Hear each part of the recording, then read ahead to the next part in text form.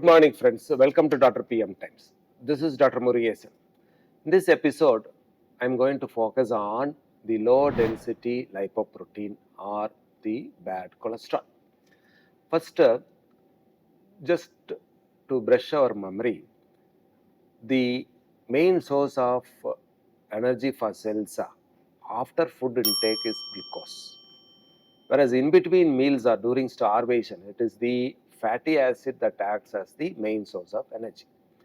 These fatty acids are synthesized in the liver and they are carried as VLDL, very low density lipoproteins, to the periphery along with the apoprotein B, cholesterol esters, phospholipids and vitamin E.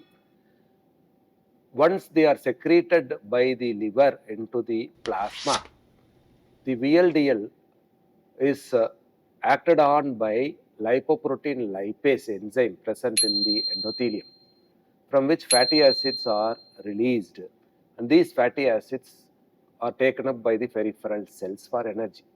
So the primary function of VLDL is to transport fatty acids in the form of triglycerides from the liver to the peripheral cells.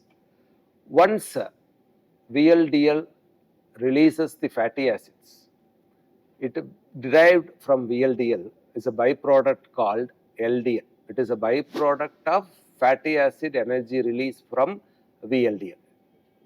So low density lipoprotein or LDL cholesterol is a bad cholesterol. It doesn't have much physiological role.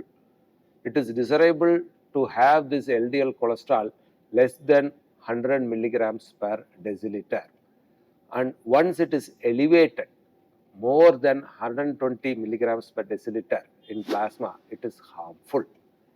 What it does is, it goes to the subendothelium.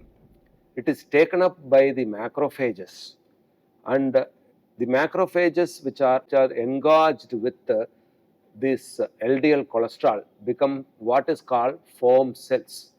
These foam cells get deposited in the subendothelium, which is the triggering mechanism for atherosclerosis or deposition of lipids in the intima of the blood vessel.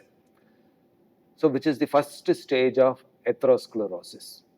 So, this excess LDL leads on to atherosclerosis, and it has a lot of physical signs by which we can identify the person has elevated LDL level and has an elevated total cholesterol level. Number one is because of the waxy LDL substance moving in circulation, the person has extreme fatigability.